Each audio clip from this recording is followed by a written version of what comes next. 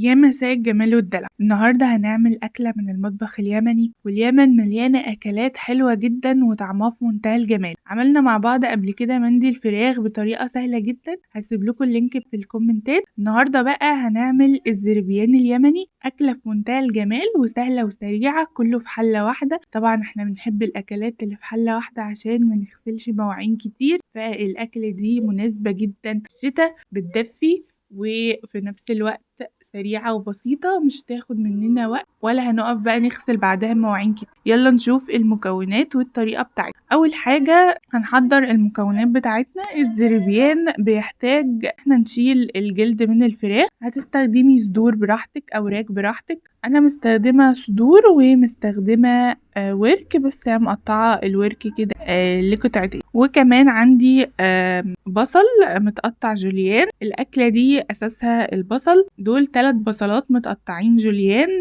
ممكن تستخدمي بصل أحمر ممكن أبيض، بس أنا بفضل البصل الأحمر أكتر عشان يكون مسكر شوية. وكمان استخدمت بطاطساية متقطعة مكعبات بالشكل ده. اول حاجة هنعملها ان احنا هنحمر البصل. هنجيب حلة على النار وهننزل بشوية زيت محترمين شوية عشان نحمر فيهم البصل. بعد كده لو لقينا الزيت زيادة هناخد منه ونسيبه على جنب. هبدأ انزل بالبصل في الزيت وهسيبه لحد ما يوصل للشكل ده.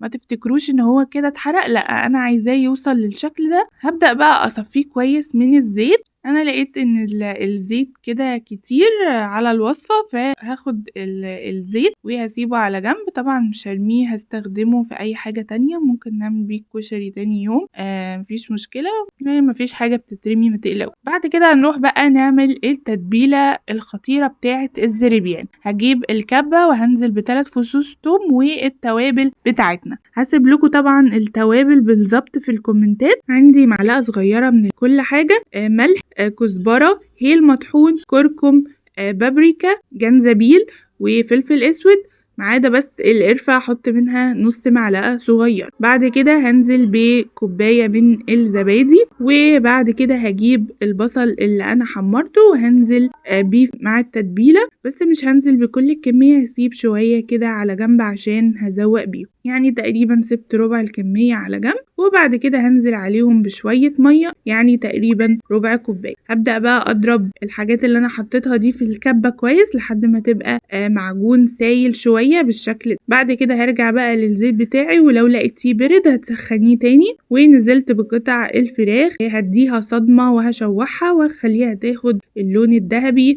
الحلو بتاعها. بعد ما نزلت بالفراخ هنزل كمان بقطع البطاطس عشان تتشوح وتاخد لون مع الفراخ، وهفضل اشوح فيها كده لحد ما الاقي الفراخ خدت لون من كل الجهات، وكمان البطاطس بتاعتنا بدأت تاخد لون. بعد كده هنزل عليهم بالتتبيلة اللي احنا عملناها. بعد كده هديهم تقليبة مع بعض لحد ما الخلطة تمتزج كده مع الفراخ والبطاطس. وبعد كده هنزل عليهم بشوية مية، بس خلي بالك وانتي بتحطي المية ما تكتريش المية عشان لما نيجي نحط عليهم الرز ما يعجنش منه. يعني هنحط شوية مية كده يا دوبك نوصل بس لنص الفراخ، وبعد كده لو لقيناها محتاجة مية هنبقى نزود. انا حطيت المية في الكبة عشان اخد باقي التتبيلة اللي موجودة في الكبة، ونزلت عليهم بالفراخ بالشكل ده. بعد كده هغطيها وهسيبها على نار هادية جدا عشان تستوي وتبقى طرية معانا ودايبة كده في الاكل. فهسيبها تقريبا يعني من نص ساعة لساعة الا ربع. في نفس الوقت اللي الفراخ بتستوي فيه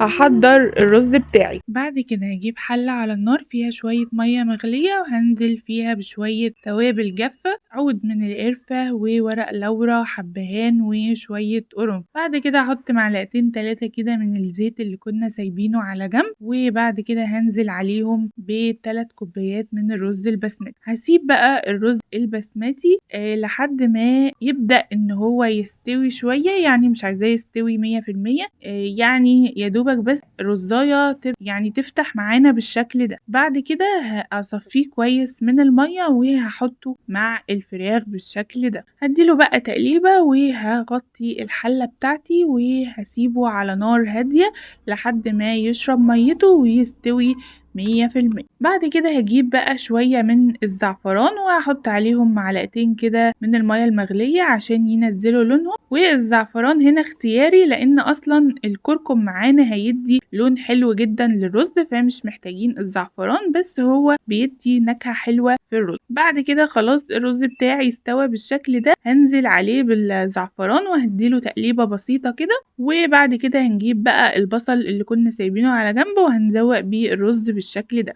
بعد كده هنجيب بقى فحماية عشان تدي الطعم المدخن، هنحطها في وسط الحلة ونحط عليها كده نقطتين زيت وهنسيبها لمدة ربع ساعة لحد ما تدي النكهة بتاعة الفحم كده مع الرز. معلش بقى النور قطع في الحتة دي، انا بقى غطيت الحلة وسبتها لحد ما النور جه عشان بعد كده اغرف لكم الطبق وتشوفوه وتشوفوا جمال الزربيان بتاعنا. بدأت بقى اغرف كده حتة الفرخة مع شوية رز وخدت معاهم شوية بصل من فوق كده. بجد النكهات دي مع بعض بيعملوا طبق في منتهى الجمال. بصوا بقى الرز حلو قوي ومفلفل، وكمان الفراخ دايبة وطعمها في منتهى الجمال. البصل المكرمل ده بيدي طعم حلو جدا، جربوه بجد مش هتندموا. احنا كمان عملنا من المطبخ اليمني قبل كده مندي الفراخ، هسيب لكم اللينك بتاعه في الكومنتات، اتفرجوا عليه برضو هيعجبكم جدا.